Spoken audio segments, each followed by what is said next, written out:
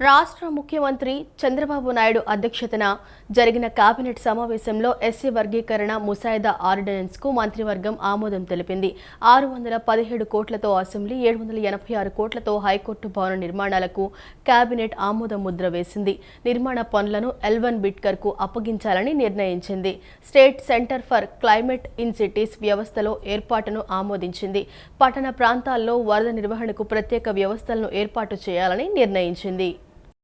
రాష్ట్ర సచివాలయంలో ముఖ్యమంత్రి చంద్రబాబు అధ్యక్షతన ఏబీ కేబినెట్ సమావేశం జరిగింది. ఈ భేటీలో పలు కీలక నిర్ణయాలు తీసుకున్నారు. ఎస్సీ వర్గీకరణ ముసాయిదా ఆర్డినెన్స్కు రాష్ట్ర మంత్రివర్గం ఆమోదం తెలిపింది. 617 కోట్లతో అసెంబ్లీ, 786 కోట్లతో హైకోర్టు భవన నిర్మాణాలకు కేబినెట్ ఆమోదం తెలిపింది. నిర్మాణ పనులను ఎల్1 బిడ్డర్కు అప్పగించాలని నిర్ణయించింది. State centre for climate in cities వ్యవస్థల ఏర్పాటును ఆమోదించింది. పట్టణ ప్రాంతాల్లో వరద నిర్వహణకు ప్రత్యేక వ్యవస్థలను ఏర్పాటు చేయాలని నిర్ణయించింది. విశాఖలోని ఐటీ హిల్ 3 పైన టీసీఎస్కి 21.66 ఎకరాలు, ఉరుసు క్లస్టర్ ప్రైవేట్ లిమిటెడ్కి 3.5 ఎకరాలు కేటాయిస్తూ కేబినెట్ నిర్ణయం తీసుకుంది.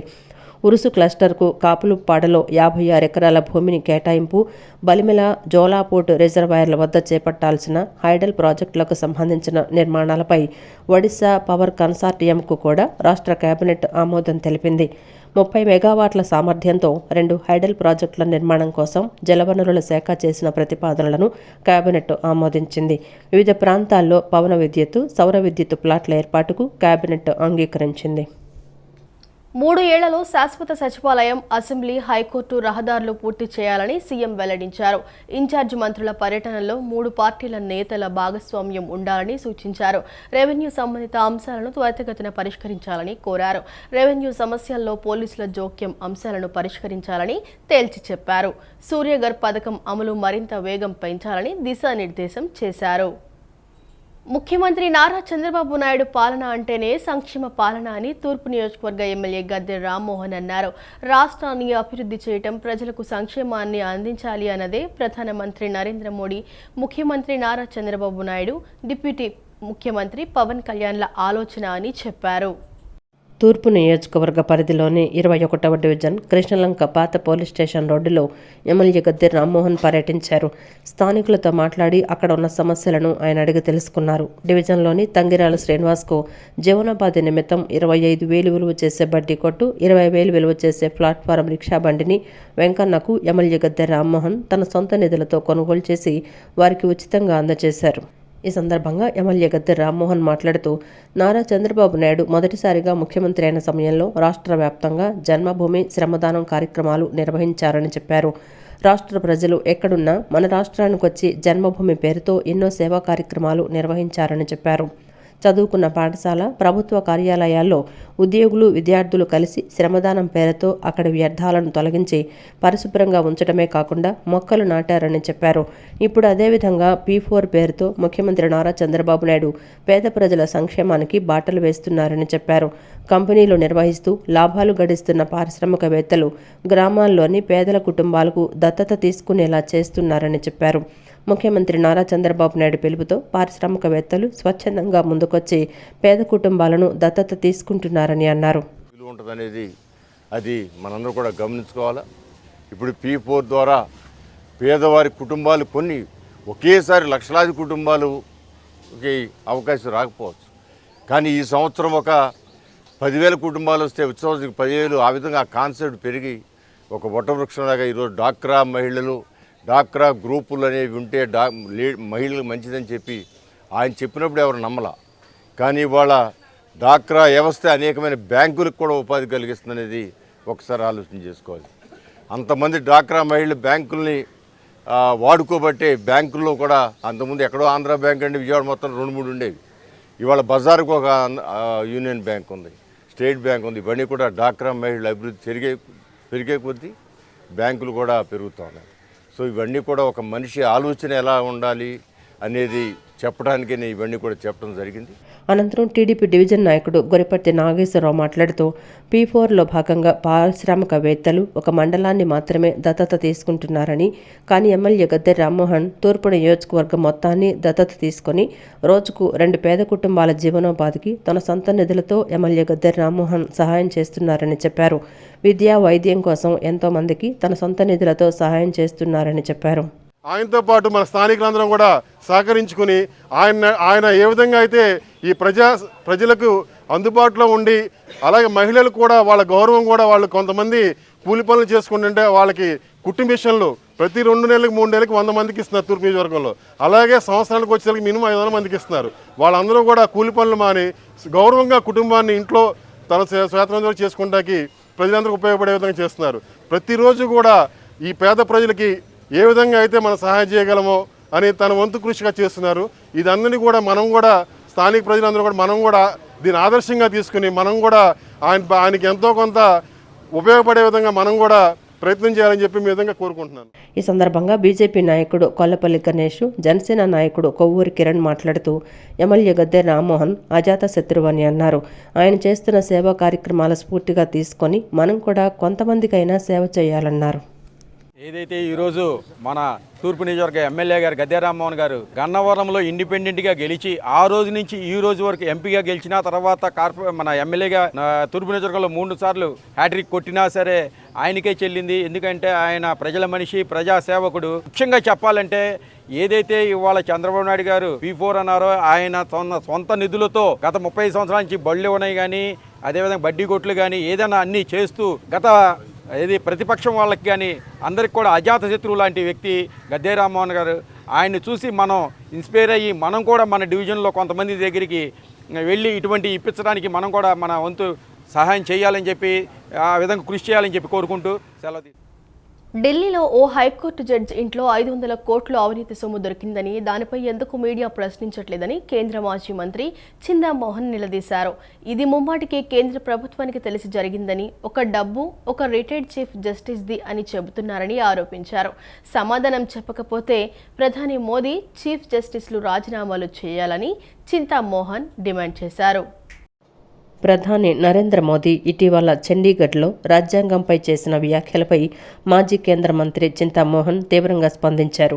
విజయవాడ గాంధీనగర్ ప్రెస్ క్లబ్లో ఏర్పాటు చేసిన విలేకరుల సమావేశంలో ఆయన మాట్లాడుతూ మోదీ రాజ్యాంగాన్ని కాంగ్రెస్ పార్టీ నలిపేసిందని ఆరోపిస్తున్నారని, కానీ రాజ్యాంగాన్ని రూపొందించే సమయంలో వారికి ఎలాంటి మద్దతు ఇవ్వకుండా ప్రతి అంశంలో వెనక్కి లాగారని మండిపడ్డారు. ఢిల్లీలో ఓ హైకోర్టు జడ్జి ఇంట్లో 500 కోట్ల అవినీతి సొమ్ము దొరికిందని తెలిపారు. ఈ విషయంలో మీడియా మౌనంగా ఉండటం దురదృష్టకరమని విమర్శించారు. ఈ అవినీతికి కేంద్ర ప్రభుత్వానికి సంబంధించిన వ్యవహారమేనన్న అనుమానాలు వ్యక్తమవుతున్నాయన్నారు. ఆ డబ్బు ఓ రిటైర్డ్ చీఫ్ జస్టిస్గా చెప్పుకుంటున్నారని, ఇలాంటి విషయాల్లో ప్రధాని మోదీ సమాధానం ఇవ్వాలన్నారు. లేకపోతే మోదీతో పాటు చీఫ్ జస్టిస్ కూడా రాజీనామా చేయాలంటూ డిమాండ్ చేశారు.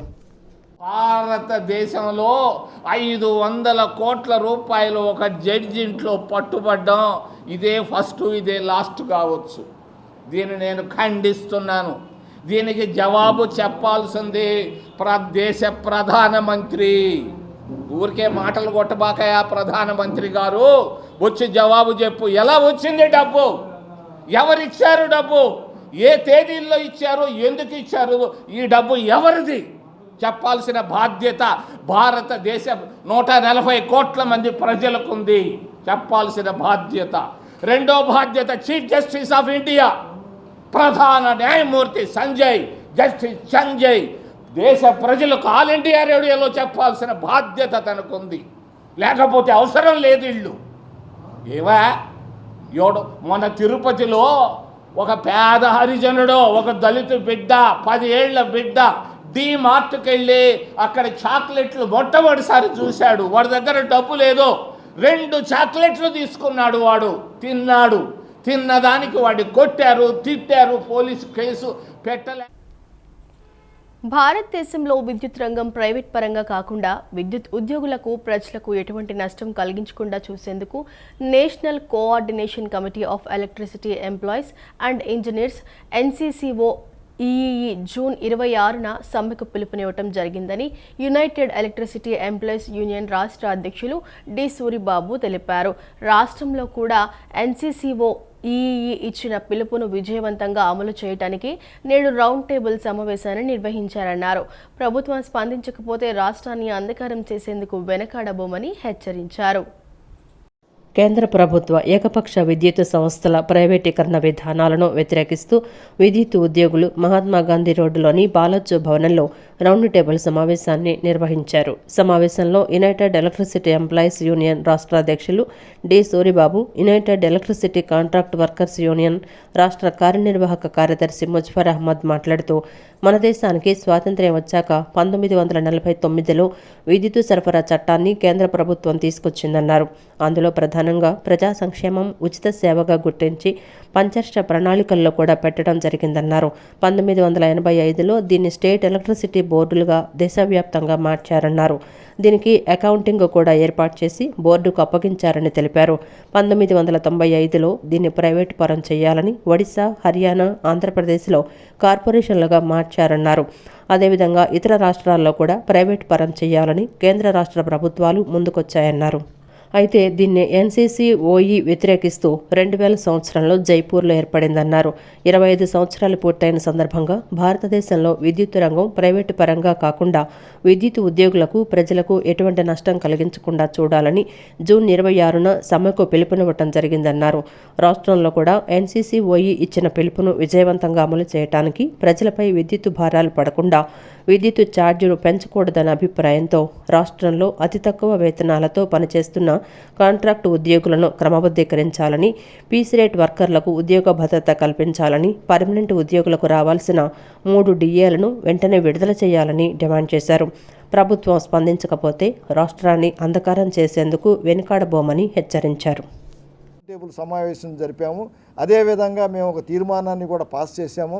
మిగతా సంఘాలకు కూడా దీన్ని పంపించి ఆంధ్ర రాష్ట్రంలో కూడా ఎన్సీసీఓ ఇచ్చినటువంటి పిలుపులన్నింటిని కూడా విజయవంతంగా అమలు చేసేదానికోసంగా ప్రజల మీద భారం పడకుండా విద్యుత్ ఛార్జీలు పెంచకూడదనేటువంటి అభిప్రాయంతో, అదేవిధంగా ఇక్కడ ఉన్నటువంటి ఈ రాష్ట్రంలో అతి తక్కువ వేతనాలతో పనిచేస్తున్నటువంటి కాంట్రాక్ట్ లేబర్స్ని రెగ్యులర్ చేయాలని, పీస్ రేట్ కార్మికులకు ఉద్యోగ భద్రత కల్పించాలని, అదేవిధంగా పర్మనెంట్ ఉద్యోగులకు కూడా రావాల్సినటువంటి 3 డిఏలు వెంటనే రిలీజ్ చేయాలని చెప్పి డిమాండ్ చేస్తూ ఎన్సీసీఓ ఇచ్చే పిలుపుల్ని మేము ఈ రాష్ట్రంలో పకడ్బందీగా అమలు చేసేదానికి సిద్ధంగా ఉన్నామని చెప్పి, ఇప్పటికైనా సరే ప్రభుత్వం స్పందించకపోతే ఈ రాష్ట్రాన్ని అంధకారం చేసేదానికి కూడా విద్యుత్ ఉద్యోగులు వెనకాడబోరని చెప్పి మేము హెచ్చరికగా ఈ రౌండ్ టేబుల్ సమావేశంలో తెలియజేస్తూ ఉన్నాం. కూడా ఈరోజు వర్క్ లోడ్ పెరిగిపోయింది.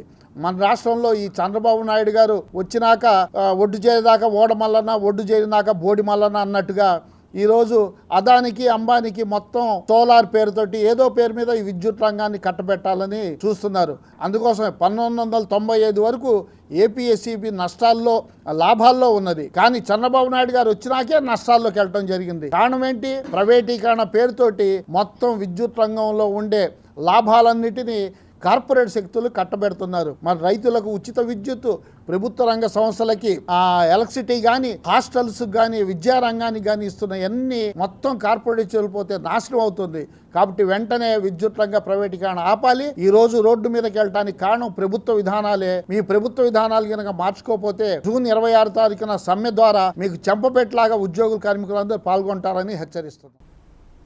మోడీ ప్రభుత్వం వచ్చిన తర్వాత దేశవ్యాప్తంగా ప్రజలపై జరుగుతున్న దాడి ఒక భాగమైతే, ప్రత్యేకంగా కార్మిక వర్గంపై మరో దాడి ప్రారంభమైందని కార్మిక సంఘాల నేతలు పేర్కొన్నారు. లేబర్ కోడ్ల ద్వారా కార్మికులను కట్టు బానిసలను చేసే ప్రయత్నం జరుగుతోందన్నారు. కట్టు బానిస తత్వానికి వ్యతిరేకంగా, విధానాలకు వ్యతిరేకంగా లేబర్ కోడ్లను రద్దు చేయాలని కోరుతూ మే 20వ తేదీన దేశవ్యాప్త సమ్మెకు పిలుపునివ్వడం జరిగిందన్నారు. దేశవ్యాప్త సమ్మె నిర్వహణపై అన్ని కార్మిక ఉద్యోగ సంఘాల రాష్ట్ర స్థాయి సదస్సును ఈ నెల 25వ తేదీన నగరంలోని ఎంబీవీకే భవన్లో నిర్వహిస్తున్నట్లు చెప్పారు. రాష్ట్ర స్థాయి ఆల్ ట్రేడ్ యూనియన్స్ సమావేశాన్ని విజయవాడలోని బాలచు భవనంలో నిర్వహించారు. సమావేశంలో అన్ని కార్మిక సంఘాల నాయకులు పాల్గొన్నారు. సమావేశంలో సంఘ నాయకులు మాట్లాడుతూ కరోనా సమయంలోనే కార్పొరేట్లు చెప్పారని పేరుతో కార్మికులు పోరాడి సాధించుకున్న చట్టాలను ఒక్కోటి రద్దు చేస్తూ కేంద్రం 4 లేబర్ కోడ్లు తీసుకొచ్చిందన్నారు. ఈ 4 లేబర్ కోడ్లు కార్పొరేట్లకు అనుకూలం, కార్మిక ఉద్యోగ వర్గాలకు వ్యతిరేకమన్నారు. అందులో ప్రధానమైంది సంఘాలు పెట్టుకోవడానికి లేదని, కనీస పని గంటలు అనేవి ఉండవని, ఎన్ని గంటలైనా పని చేయాలని అన్నారు. పని ప్రదేశాల్లో కార్మికులకు కనీసం భద్రతా చర్యలు అనేవి ఉండవన్నారు. దీనిక యాజమాన్యం బాధ్యత కాదని, లేబర్ కోడ్లో ఉందని, కార్మికులు ఉద్యోగులు పర్మనెంట్ అని ఎక్కడా లేదని, ప్రతి ఒక్కరూ కాంట్రాక్టు ఉద్యోగులేనని చెప్పారు. కార్మిక వర్గాన్ని కట్టుబానిసగా చేసే ప్రయత్నం ఈ లేబర్ కోడ్ల ద్వారా జరుగుతోందన్నారు. ఇప్పటి వరకు దానికి సంబంధించిన అంశాలను, రాష్ట్రానికి సంబంధించిన నోటిఫికేషన్లు ఎలా చేయాలో తయారు చేసి కేంద్రం పంపించిందన్నారు. రాజ్యాంగం ప్రకారం కార్మికులకు సంబంధించిన లేబర్ అనే అంశం రాష్ట్ర జాబితా అని, కానీ దాన్ని కేంద్రం టేక్ ఓవర్ చేసి రాష్ట్రానికి గైడ్లైన్స్ ఇచ్చే పరిస్థితి తయారైందన్నారు. భారత కార్మిక వర్గం ఉద్యోగస్తులు సమ్మె చేసే హక్కు కూడా కోల్పోతోందన్నారు. ఇటువంటి కట్టుబానిస తత్వానికి వ్యతిరేకంగా, విధానాలకు వ్యతిరేకంగా లేబర్ కోడ్లను రద్దు చేయాలని మే 20వ తేదీన దేశవ్యాప్త సమ్మెకు పిలుపునివ్వటం జరిగిందన్నారు.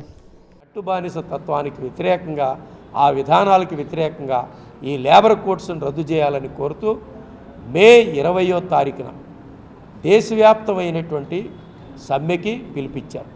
ఇప్పటికే అనేక సార్లు సమ్మెలు చేశారు కార్మిక వర్గం. ప్రభుత్వం అందుకని ఏంటంటే వీటిని అమలు జరపడానికి సాహసించాల. కానీ ఈరోజు వచ్చేటప్పటికి సొంతంగా బలం లేకపోయినా ఇక్కడ ఉన్నటువంటి తెలుగుదేశం, లేకపోతే దాని మిత్రపక్షాలు, అదే రకంగా బీహార్లో నితీష్ కుమారు, వాళ్ళ బలంతో ఈరోజు వీటన్నిటిని కూడా అమలు జరపడానికి పూనుకుంటున్నారు. కాబట్టి దీన్ని ప్రతిఘటించటం తప్ప ఈ బానిసత్వానికి మేము అంగీకరించాం, ఈ లేబర్ కోడ్స్ రద్దు చేయాల్సిందే అనేది కీలకమైనటువంటి స్లోగన్తో ఈరోజు కార్మిక వర్గం మే 20వ తారీఖున సమ్మె చేస్తుంది. దానితో పాటుగా పబ్లిక్ సెక్టార్ని ఈరోజు టోటల్గా అమ్మేయటానికి ప్రభుత్వం నిర్ణయించింది. అధికారం రాగానే అది మర్చిపోయి ఆయన ఏది చెప్తే అది ప్రశ్నించే గొంతు ఎటుపోయిందో తెలియట్లేదు, నిలదీసే పార్టీ ఎటుపోయిందో తెలియట్లేదు. అందువల్ల ఈరోజు అధికారం కోసం చేసేటటువంటి ప్రయత్నాల్ని కార్మిక వర్గం, మాకు ఏ రాజకీయ పార్టీ వ్యతిరేకం కాదు, ఏ రాజకీయ పార్టీకి అనుకూలం కాదు. ప్రతిపక్షంలో ఉన్నప్పుడు మాకు మద్దతు ఇస్తూ ఉంటారు, అధికార పార్టీలో వాళ్ళకి వ్యతిరేకంగా మళ్ళీ కార్మిక వర్గం ఐక్య పోరాటాలు చేయాల్సినట్టు వస్తుంది. అందుకని మా నికార్సుగా కార్మిక ప్రయోజనాల కోసమే పోరాడేటటువంటి కార్మిక సంఘాలు ఇవన్నీ కేవలం కార్మిక హక్కులు కాలరాసేటటువంటి చట్టాలని రద్దు చేసిన దాన్ని చట్టాలు పునరుద్ధరించాలని, 4 లేబర్ కోడ్లు రద్దు చేయాలని, కార్పొరేట్ శక్తులకు ఉపయోగపడేటటువంటి నిర్ణయాలకు ఉపసంహరించుకోవాలని జరిగేటటువంటి పోరాటం మే సమ్మె నాటికి కూడా పరిష్కారం చేయకపోతే మరింత ఐక్యంగా ఈ ఉద్యమాలు ఉధృతం చేసేదానికి కూడా ఈ కేంద్ర కార్మిక సంఘాలన్నీ సమాయత్తం అవుతాయని ఈ సందర్భంగా తెలియజేస్తాం. ఉండేటువంటి ప్రభుత్వాల చేతుల్లోనే గుప్పిట్లోనే ఉంచుకున్నారే తప్ప మరొకటి కాదు. ఇంకొక అడుగు ముందుకేసి లేబర్ కోడ్కి సంబంధించి మనకి సంబంధించినంత వరకు వేజెస్ బోర్డ్స్ ఉండే, బోర్డ్స్ ఎత్తేసేసారు. వెల్ఫేర్ ఫండ్స్ సంబంధించినటువంటి ఉండే, వెల్ఫేర్ అసోసియేషన్లు ఎత్తేసేటువంటి పద్ధతిలో దీనిలో ఉన్నాయి. అందుకే ప్రజానీకం యావత్తు కూడా దీన్ని వ్యతిరేకించాలి. కార్మిక వర్గం ఎక్కడున్నప్పటికీ కూడా సార్వత్రిక సమ్మెని జయప్రదం చేయడానికి రోడ్ల మీదకి అందరూ కూడా రావాలని వైఎస్ఆర్ ట్రేడ్ యూనియన్గా పిలిపివ్వడం అనేటువంటి జరుగుతోంది. అదే పద్ధతిలో ఇవాళ 25వ తారీఖున, ఈ నెల 25వ తారీఖున ఈ ప్రక్కనే ఉండేటువంటి ఎంవికే భవన్లో మా రాష్ట్ర సదస్సు జరుగుతుంది. జిల్లా వ్యాప్తంగా కూడా అన్ని సదస్సులు కూడా నిర్వహించాలి ఈ 25వ తారీఖు తర్వాత అనేటువంటి కూడా తెలియజేస్తూ సార్వత్రిక సమ్మెకి అందరూ కూడా సపోర్ట్ చేయవలసిందిగా అందరినీ కూడా కోరుకుంటున్నాం. ముఖ్యమంత్రి చంద్రబాబు అమరావతి విస్తరణ పనుల పేరుతో 44,000 ఎకరాలు సేకరించాలని ప్రకటన జారీ చేశారని, ఈ చర్యను బహుజన సమాజ్ పార్టీ ఖండిస్తుందని ఆ పార్టీ రాష్ట్ర కార్యదర్శి పుష్పరాజ్ అన్నారు. 2014లో అధికారంలోకి వచ్చిన తర్వాత పంటలు పండే 30,000 ఎకరాలపై చిలుకు భూమిని సేకరించారని, ఇప్పుడు అది చాలదన్నట్లు మరో 44,000 ఎకరాలు సేకరించాలనుకోవటం దేనికి సంకేతమని అన్నారు. గాంధీనగర్ ప్రెస్ క్లబ్లో ఏర్పాటు చేసిన విలేకరుల సమావేశంలో ఆయన మాట్లాడారు. జగన్ 3 రాజధానుల పేరుతో అమరావతిని నిర్వీర్యం చేశారని, ఇప్పుడు చంద్రబాబు కూడా అదే తరహాలో చేస్తున్నారని దుయ్యబట్టారు. రైతుల భూములను కార్పొరేటర్లకు, రియల్ ఎస్టేట్ వ్యాపారులకు కట్టబెట్టే ఆలోచన చేస్తున్నట్లు బహుజన సమాజ్ పార్టీ భావిస్తుందని పేర్కొన్నారు. గతంలో చంద్రబాబు నాయుడు గారు 2014లో ఆయన ముఖ్యమంత్రిగా ఉన్న కాలంలో 33,000 ఎకరాలు పైచిలుకు మరి అమరావతి రాజధాని కోసం అని చెప్పని రైతుల నుంచి భూమిని సేకరించడం జరిగింది. ఆ ప్రాంతం చాలా సారవంతమైనటువంటి ప్రాంతం, 3 పంటలు పండేటువంటి ప్రాంతం. అక్కడ రైతులు నిరుపేదలు గగ్గోలు పెట్టారు. ఈ భూసేకరణ నిలుపుదల చేయమని వారు చాలా ఆందోళన చేపట్టారు. అయినప్పటికీ కూడా ఆయన 33,000 ఎకరాలని సేకరించడం జరిగింది. అయితే సేకరించిన తర్వాత విమానాశ్రయం పేరుతో, తాత్కాలిక భవనాల పేరుతో, రింగు రోడ్ల పేరుతో మరి ఆయన ఉన్నటువంటి కాలమంతా కూడా కాలయాపన చేయటం జరిగింది. పర్మనెంట్ పక్కా భవనాలు నిర్మించడంలో కూడా వారు విఫలమయ్యారని చెప్పని చెప్పక తప్పదు. ప్రజలందరూ ఆరోగ్యంగా ఉన్నప్పుడే సమాజం ఆరోగ్యంగా ఉంటుందని ప్రజా ఆరోగ్య వేదిక రాష్ట్ర గౌరవ అధ్యక్షులు సాయి ప్రసాద్ తెలిపారు. ప్రపంచ ఆరోగ్య సంస్థ సూచించిన విధంగా స్థూల జాతీయ ఉత్పత్తిలో కనీసం 5% ఆరోగ్య రంగానికి కేటాయించి ప్రభుత్వమే వైద్య రంగాన్ని సమర్థవంతంగా నిర్వహిస్తేనే లాభాపేక్ష లేని సమాజ హితమైన ఆరోగ్య వ్యవస్థ ఏర్పడుతుందని అన్నారు. ఈ అంశాలపై ఈ నెల 20న విజయవాడ మాకినేని బసవపున్నయ్య విజ్ఞాన కేంద్రంలో నిర్వహిస్తున్న రాష్ట్ర స్థాయి ఆరోగ్య సదస్సులో పాల్గొని జయప్రదం చేయాలని కోరారు. విజయవాడ మహాత్మా గాంధీ రోడ్డులోని బాలొచ్చు భవనంలో ప్రజా ఆరోగ్య వేదిక రాష్ట్ర గౌరవాధ్యక్షులు సాయి ప్రసాద్ విలేకరుల సమావేశం నిర్వహించారు. ప్రజా ఆరోగ్య వేదిక ఆధ్వర్యంలో ఈ నెల 20న విజయవాడ మాకినేని బసవపున్నయ్య విజ్ఞాన కేంద్రంలో నిర్వహిస్తున్న రాష్ట్ర స్థాయి సదస్సు గోడపత్రికను విడుదల చేశారు. అనంతరం సాయి ప్రసాద్ మాట్లాడుతూ ఈ నెల 20న నిర్వహిస్తున్న రాష్ట్ర స్థాయి ఆరోగ్య సదస్సులో విశ్రాంత ఐఏఎస్ అధికారి డాక్టర్ పివి రమేష్ పాల్గొని ఆంధ్రప్రదేశ్లో వైద్య ఆరోగ్య రంగం, మెడికల్ కళాశాలల ప్రైవేటీకరణ ప్రభావాలు అంశంపై ప్రసంగిస్తారని చెప్పారు. అనంతరం ఆంధ్రప్రదేశ్ ఆరోగ్య బడ్జెట్ విశ్లేషణపై ప్రముఖ బడ్జెట్ విశ్లేషకులు డాక్టర్ డేవిడ్ సుధాకర్ ప్రసంగిస్తారని తెలిపారు. ఉత్పత్తి, ఇతర సేవా రంగాల్లో ఉండే లాభాపేక్ష విద్య, వైద్య రంగాలలో ఉండకూడదన్నారు. లాభాపేక్ష వైద్య రంగంలో ఉంటే అది మానవాళి మనుగడకే ప్రశ్నార్థకం అవుతుందన్నారు. నైతిక నియమావళిని దిగజారుస్తుందని చెప్పారు. మన రాష్ట్రంలో కొత్తగా రాబోతున్న 10 ప్రభుత్వ వైద్య కళాశాలలను PPP పద్ధతిలో ఏర్పాటు చేస్తామని చెప్పడం దారుణమని, ప్రైవేటైజేషన్ అమలైతే నిమ్న వర్గాలకు రిజర్వేషన్లో సగం కోత పడుతుందన్నారు. ప్రైవేటైజేషన్ కింద కానీ ఉండొద్దు, మొత్తం ప్రభుత్వ రంగంలోనే ఉండాలని మా ప్రజారేఖ మొదటి నుంచి ఈ విషయం మీద మేము పోరాటం చేస్తున్నాము. గతంలో కూడా గత ప్రభుత్వంలో కూడా 10 ప్రైవేట్ మెడికల్ కాలేజెస్ ఎస్టాబ్లిష్ చేస్తున్నామని, దాంట్లో కూడా జీవో 317 కూడా వద్దని చెప్పేసి మేము అందరికీ విన్నపాలు ఇవ్వడం జరిగింది. అలాగే డిఎంఈని కానీ లేకపోతే హెల్త్ మినిస్టర్ని కానీ లేకపోతే ఎడ్యుకేషన్ మినిస్టర్ని కానీ అందరినీ కలిసి జీవో 370 కూడా రద్దు చేయాలని చెప్పేసి మేము చేయడం జరిగింది. కానీ అందులో రిజర్వేషన్స్ లేకుండా చేయటము, 50% ఓసీకి, మిగతా 50% మామూలుగా ఇవ్వడం అలా జరిగింది. దానివల్ల రిజర్వేషన్స్ కూడా తగ్గిపోయినాయి. దాని గురించి మేము అన్ని రకాల ప్రధాన పార్టీలకి విజ్ఞాన పత్రాలు ఇవ్వడము, అలాగే ప్రముఖ మంత్రులందరూ కూడా ఇవ్వడం జరిగింది. ప్రస్తుత ప్రభుత్వంలో PPP కింద ఇది గవర్నమెంట్ హాస్పిటల్స్ అన్ని డిస్ట్రిక్ట్ నియోజకవర్గాల్లో 100 పడకల హాస్పిటల్ ఎస్టాబ్లిష్. విజయవాడ నగరంలో పాదచారుల కోసం ఫుట్పాత్లు నిర్మించాలని ట్యాక్స్ పేయర్స్ అసోసియేషన్ అధ్యక్షులు, కార్యదర్శులు MV ఆంజనేయులు, V సాంబిరెడ్డిలు డిమాండ్ చేశారు.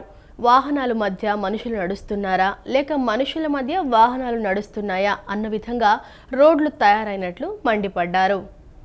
నగరంలోని కస్తూరిబాయిపేట బెల్లపు శోభనాద్రి గ్రంథాలయం నందు ట్యాక్స్ పేయర్స్ అసోసియేషన్ అధ్యక్షుడు సాంబిరెడ్డి, కార్యదర్శి MV ఆంజనేయులు కలిసి విలేకరుల సమావేశాన్ని నిర్వహించారు.